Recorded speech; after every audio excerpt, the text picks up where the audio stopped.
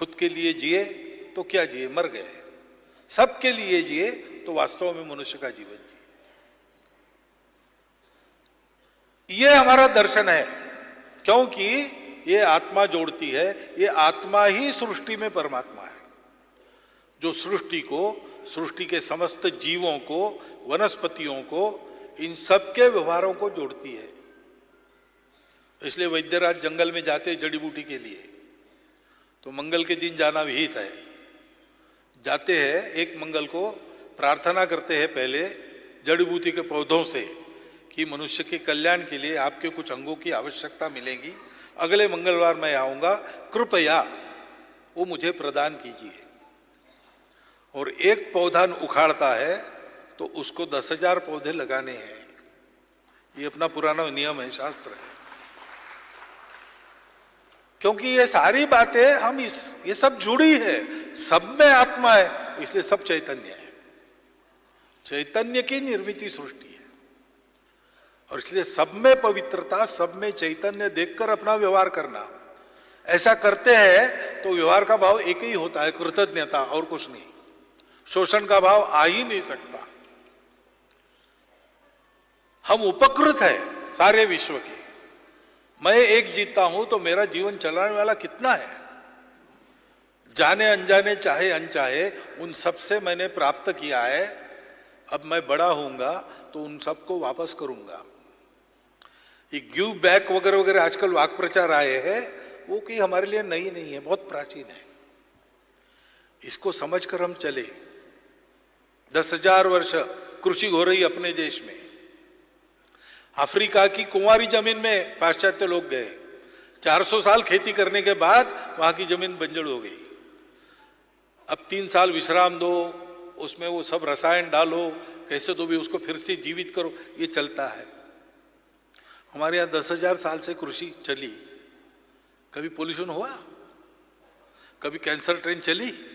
वो तो हमने केमिकल्स का उपयोग करना सीखा, तब से चली है।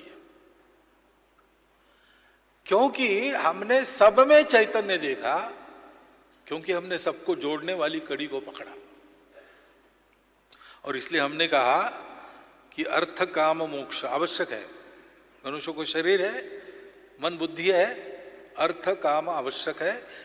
इनसे परे जाने की इच्छा होती है, मोक्ष भी आवश्यक है, परंतु तीनों एक साथ चाहिए। और तीनों से सबका कल्याण होना है तो इसके लिए धर्म का अनुशासन चाहिए।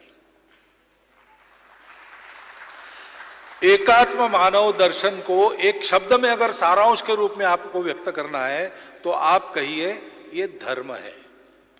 धर्म यानी रिलीजन नहीं, धर्म यानी रास्ता नहीं, धर्म यानी गंतव्य है।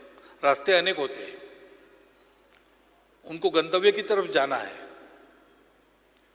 जो रास्ते अपना गंतव्य भूल गए वो उपद्रवी बन गए, हम देखते हैं। लेकिन हमारे सब रास्ते उधर ही जा रहे हैं, क्योंकि पहले से वो उस गंतव्य के अनुशासन में है, धर्म के अनुशासन में है।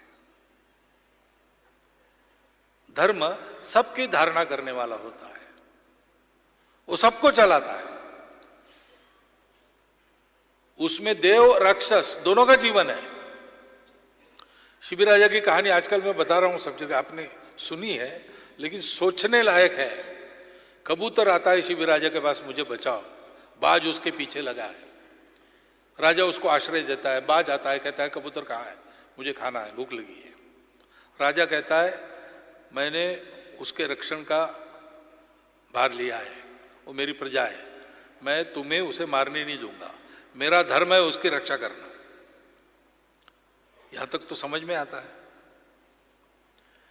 बाद में बाज कहता है कि तुम मुझे धर्म की दुहाई दे रहे हो, लेकिन तुम्हें मालूम नहीं क्या प्रकृति ने मुझे धर्म दिया है।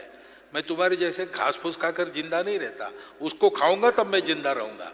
मेरे धर्म की हानि करके तुम अपना धर्म कैसे संवार रहे हो? धर्म तो ऐसा नहीं होता।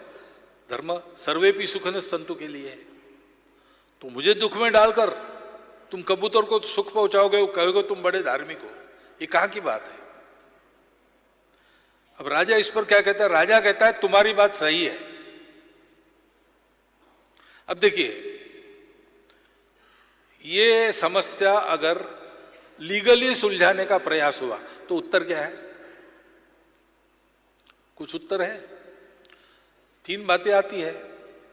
या तो राजा छोड़ दे इस मामले को, ये बाज और कबूतर के झगड़े में हम नहीं पड़ते, ये राजा का काम नहीं है, जो होना है हो दो, या कबूतर को बचाओ, बाज को मारो, या कबूतर को छोड़ दो, बाज को कोकर पीछा खा ले तू।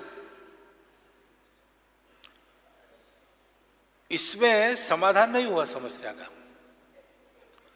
लेकिन राजा धर्म की बात कर रहा है, वो कहता है कि तुम्हारी बात सही है, तुम्हारा भी धर्म है, तुम्हारा धर्म मांस खाना है, कबूतर का ही मांस खाना, ऐसा नहीं है। तो मेरे शरीर से कबूतर के वजन के बराबर मांस तुम खाओ, तो कबूतर भी बचेगा, तुमको भी खाना मिलेगा, मैंने उसकी रक्षा की, मेरा धर्म भी पूरा हो जाएगा।